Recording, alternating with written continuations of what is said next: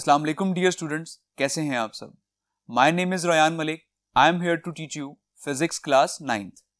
आज हम स्टार्ट करेंगे एक्सरसाइज चैप्टर नंबर 6 की, जिसका पहला क्वेश्चन है मल्टीपल चॉइस क्वेश्चन। तो इन्हें हम सॉल्व करने के लिए हम चलते हैं बोर्ड की तरफ। Chapter number 6 work and energy, इसका फर्स्ट क्वेश्चन है encircle the correct answer from the given choices. The first MCQs is the work done will be zero when the angle between force and distance is। work done zero होगा जब force और distance के दरमियान angle हो। ठीक है, तो आपने बेसिकली एंगल बताना है कि वो क्या एंगल है जिस पे वर्क डन जो है वो आपका जीरो होगा। And as you all know, work done का बेसिकली जो फॉर्मूला है दैट इज एफ एस। ठीक है, work done is equal to F S. ठीक है, अब जब हम बात करते हैं कि हम फोर्स लगाएं और आपकी बॉडी एक्स कंपोनेंट में मूव करे, ठीक है, तो उस केस में हम वर्क डन का फॉर्मूला लेते हैं एफ एस कॉस थीटा। ठीक है, अब बेसिकली ये वाला वो एंगल है जो आपने बताना है, ठीक है, कि वो क्या एंगल होगा जिस पे वर्क डन जो है वो जीरो होगा। अब अगर हम 1 बाय 1 इनमें आंसर पुट करें, लाइक थीटा जो है जब हम 45 डिग्री प्लेस करें, 60 डिग्री प्लेस करें, 90 डिग्री प्लेस करें एंड 180 डिग्री प्लेस करें, तो क्या क्या आंसर आएंगे। ठीक है, अब अगर हम इसमें थीटा जो है वो 90 डिग्री प्लेस कर दें तो cos 90 जो है दैट इज इक्वल्स टू 0। ठीक है, और जब ये 0 होगा तो आपका जो वर्क है वो सारा का सारा 0 हो जाएगा। सो दैट्स व्हाई हम कह सकते हैं कि इसका जो सी ऑप्शन है ये करेक्ट है, that angle theta is equals to 90 degree. ठीक है, अगर वो 90 डिग्री होगा, 90 डिग्री मींस कि अगर वो परपेंडिकुलर है आपस में, ठीक है, तो हम कह सकते हैं कि आपका वर्क डन जो है वो 0 होगा। ठीक है, now the next MCQs is if the direction of motion of the force is perpendicular to the direction of motion of the body then the work done will be. ठीक है, ये MCQs बिल्कुल सेम ऐसे ही है जैसे हमने पढ़ा था। ठीक है, इसमें वो बेसिकली कहना ये चाह रहा है if the direction of motion of the force is perpendicular to the direction of motion of the body।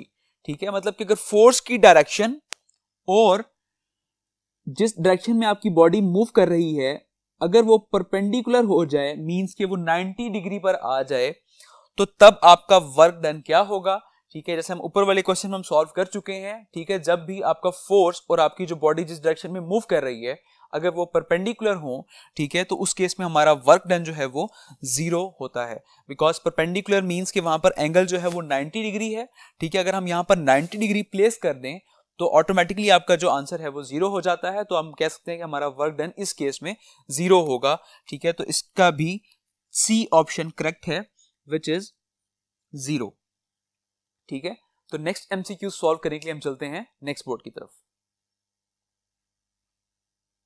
Ji, MCQs number 3, if a velocity of a body becomes double then its kinetic energy will be remains the same, becomes double, becomes 4 time and become half। ठीक है, तो इस basically MCQs में वो ये कह रहा है कि अगर हम एक बॉडी की वेलोसिटी डबल कर दें तो उसकी काइनेटिक एनर्जी क्या होगी। ठीक है, अब सबसे पहले तो हमें पता होना चाहिए कि काइनेटिक एनर्जी का फॉर्मूला क्या है। So kinetic energy is equals to 1/2 mv square. ठीक है, अब वो यहां पे ये कह रहे हैं कि अगर हम ये वाली वेलोसिटी डबल कर दें तब काइनेटिक एनर्जी क्या होगी। तो अगर इस केस में लेट्स सपोज हम वेलोसिटी ले रहे हैं v, ठीक है, तो अगर मैं इसको डबल करूं दैट मीन कि मैं v is equals to 2v कर देता हूं। ठीक है, डबल हो जाएगी ना वेलोसिटी आपकी। अब इस वेलोसिटी की जगह मैं 2v यहां पर प्लेस कर देता हूं। So now kinetic energy is equals to 1/2 m और v की जगह मैं 2v प्लेस कर देता हूं। ठीक है, अब क्योंकि v का स्क्वायर था तो इसका भी स्क्वायर हो जाएगा। ठीक है, अब इसको अगर फर्दर सॉल्व करें तो 1/2 m 2 स्क्वायर 4 और v के ऊपर एज इट इज स्क्वायर आ जाएगा।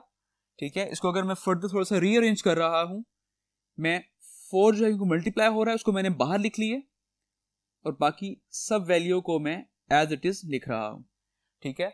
अब अगर आप यहां देखें तो 1/2 mv² which is equal to kinetic energy, basically जो काइनेटिक एनर्जी का फॉर्मूला है that is 1/2 mv²।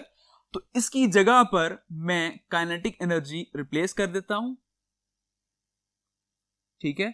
So this shows कि आपकी काइनेटिक एनर्जी जो है वो क्या हो गई है, 4 टाइम्स हो गई है, ठीक है। अगर आप वेलोसिटी को डबल कर दें तो उससे क्या होगा, आपकी काइनेटिक एनर्जी जो है वो 4 टाइम्स हो जाएगी। तो हम कह सकते हैं कि इस केस में जो आपका करेक्ट ऑप्शन है that is C, becomes 4 times, ठीक है। क्योंकि हम वेलोसिटी जो है अगर हम v ले रहे हैं तो हम डबल करेंगे दैट इज 2v। अब 2v को हम यहां जब पुट कर देंगे, क्योंकि v का स्क्वायर था तो उसका भी हम स्क्वायर लेंगे तो 2 becomes 4 एंड v के ऊपर स्क्वायर एज इट इज आ जाएगा, ठीक है। अब फर्दर जब इसको हम मल्टीप्लाई करेंगे तो मैंने इसको सिर्फ रीअरेंज किया है, 4 को मैं पहले लेकर आ गया हूं, बाकी सारी वैल्यू 1/2 mv² मैंने एज इट इज वहां पर लिख दी है। अब 1/2 mv² that is equals to kinetic energy, तो इसकी जगह पे मैंने यहां पे काइनेटिक एनर्जी रिप्लेस कर दी है and you see that kinetic energy becomes 4 times when U double your velocity. Okay, I hope ये आपको एमसीक्यूज क्लियर हो गया होगा। अब हम नेक्स्ट एमसीक्यू स्टडी करते हैं। The fourth MCQs is the work done in lifting a brick of mass 2 kilogram through a height of 5 meter above the ground will be, ठीक है।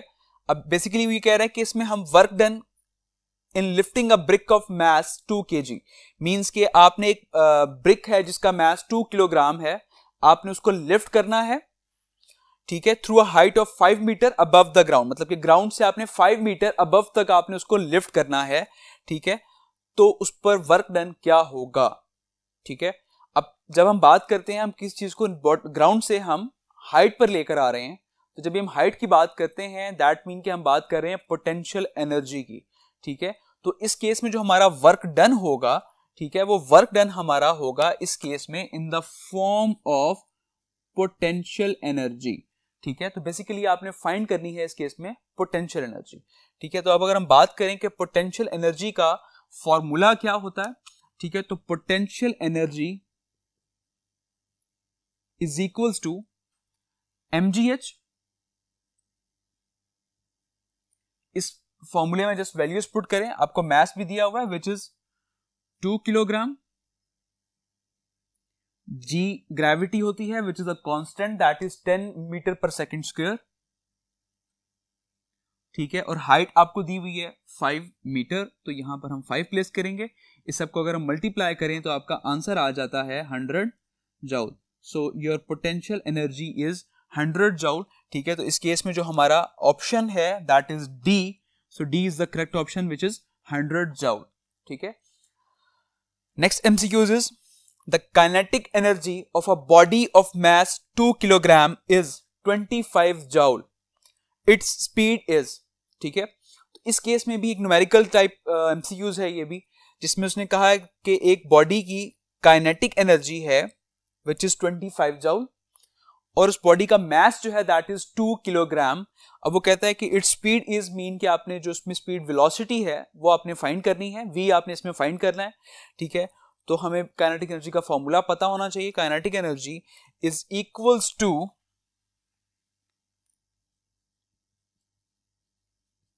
1/2 mv², ठीक है। अब जस्ट आप इस फॉर्मूले में वैल्यूज पुट कर दें। काइनेटिक एनर्जी आपको दी हुई है 25 जूल, 1/2 m मास आपको दिया हुआ है विच इज 2,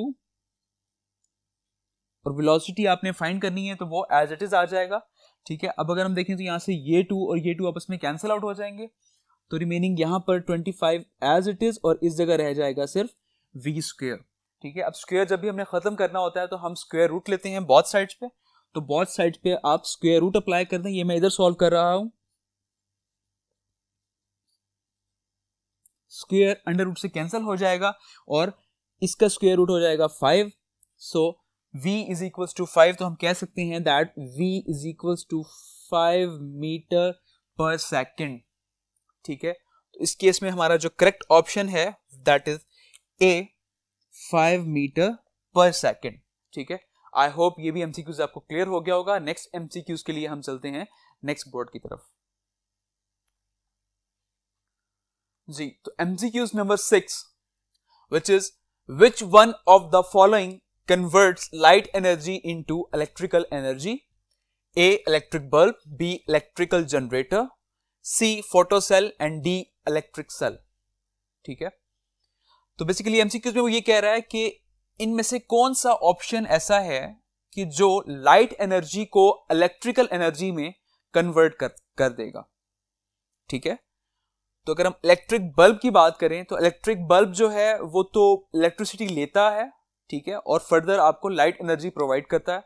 ठीक है, तो ये ऑप्शन तो हम करेक्ट नहीं कर सकते क्योंकि हमें लाइट एनर्जी से हमने इलेक्ट्रिकल एनर्जी कन्वर्ट करनी है, तो ये ऑप्शन करेक्ट नहीं है. बी अगर हम बात करें इलेक्ट्रिकल जनरेटर, तो इलेक्ट्रिकल जनरेटर जो है वो मैकेनिकल एनर्जी लेता है और उसके रिजल्ट में हमें इलेक्ट्रिकल एनर्जी प्रोवाइड करता है. ठीक है, तो ये भी ऑप्शन करेक्ट नहीं है. अगर हम सी की बात करें विच इज फोटो सेल, जिसको हम सोलर सेल्स भी कहते हैं, ठीक है, तो ये ऑप्शन जो है करेक्ट है क्योंकि सोलर सेल जो है, फोटो सेल जो है, वो सनलाइट को डायरेक्टली कन्वर्ट करते हैं इलेक्ट्रिकल एनर्जी में. ठीक है, तो जो हमारा क्वेश्चन भी था कि हमने लाइट एनर्जी को कन्वर्ट करना है इलेक्ट्रिकल एनर्जी में, तो photo cell is the correct option because it converts light energy into electrical energy. So we can say that C is the correct option. ठीक है, नेक्स्ट एमसीक्यू अगर हम study करें, when a body is lifted through a height h, the work done on it appears in the form of its. ठीक है, वो कहता है कि एक बॉडी है, अगर हम उसको लिफ्ट कर दें एक हाइट पे which is h, the work done on it appears in the form of it, तो उसमें जो वर्क डन अपीयर होगा वो किस फॉर्म में होगा. ठीक है, तो आपने ये बताना है. अब इसमें ऑप्शंस है हमारे पास kinetic energy, B potential energy, C elastic potential energy and D is geothermal energy. ठीक है, तो काइनेटिक एनर्जी तो वो होती है जिसमें हम मोशन की बात करते हैं, जिसमें हम मोशन को डिस्कस करें वहां पर हम बात करते हैं कि वहां पर उस बॉडी में काइनेटिक एनर्जी पोजेस कर रही है. पोटेंशियल एनर्जी की बात करें तो वो हम उस बॉडी में बात करते हैं जिस बॉडी में पोजीशन मैटर कर रही है या हाइट आ जाए. ठीक है, उसमें हम कहते हैं कि वहां पोटेंशियल एनर्जी पोजेस कर रही है. Elastic potential energy, it is a सब टाइप ऑफ पोटेंशियल एनर्जी, और हम ये तब हम इलास्टिक पोटेंशियल एनर्जी वहां हम डिस्कस करते हैं जहां पर इलास्टिक की वजह से कोई फोर्स अप्लाई हो जाए और वो बॉडी जो है वो किसी पोजीशन पे जाके स्ट्राइक कर जाए. ठीक है, जैसे हमने एक स्ट्रेच बो की एग्जांपल दी थी. ठीक है, जिसमें इलास्टिक की वजह से हम उसको पीछे लेकर आते थे, जब उसको हम छोड़ते हैं तो वो काफी फोर्सफुली जाके वो पोजीशन पे जाके वो स्ट्राइक करता है. ठीक है, तो that is elastic potential energy. अगर हम जियोथर्मल एनर्जी की बात करें तो जियो means earth and thermal means heat, तो जमीन की जो जमीन से जो हीट एनर्जी हमें हासिल होती है उसे हम कहते हैं जियो thermal energy.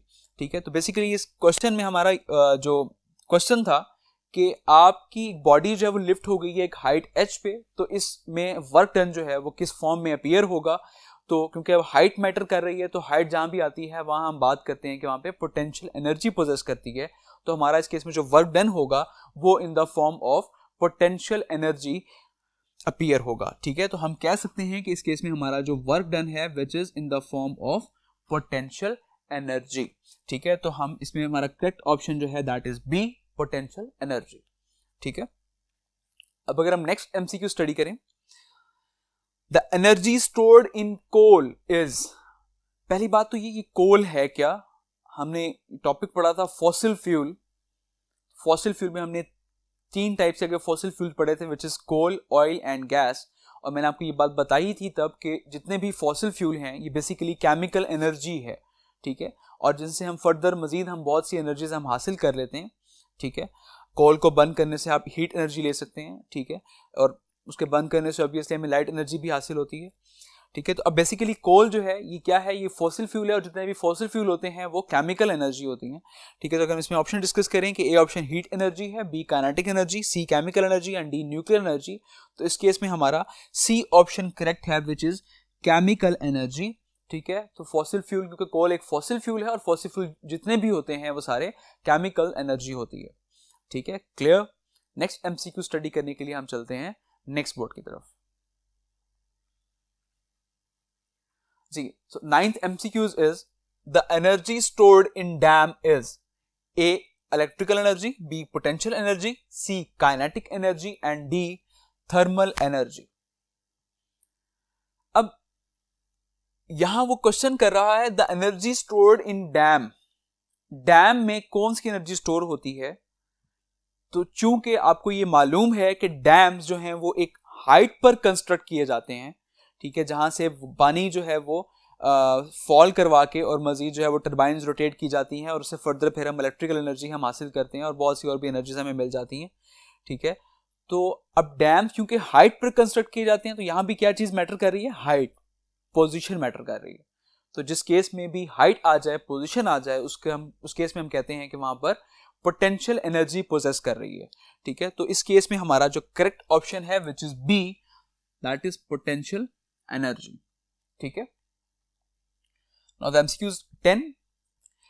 In Einstein mass energy equation, C is the, ठीक है, आइंस्टाइन जो मैस एनर्जी इक्वेशन जो हमने डिस्कस की थी which is E is equals to mc square, तो इसमें जो C है वो क्या है, ठीक है। So we discussed that C is the speed of light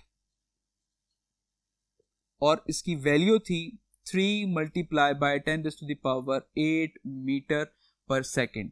तो इस केस में जो करेक्ट ऑप्शन है which is B, speed of light, ठीक है, clear. Now the MCQ is 11. Rate of doing work is called, rate का word जहां भी आ जाए विच दैट मीन्स हम यहां बात कर रहे हैं टाइम की, ठीक है।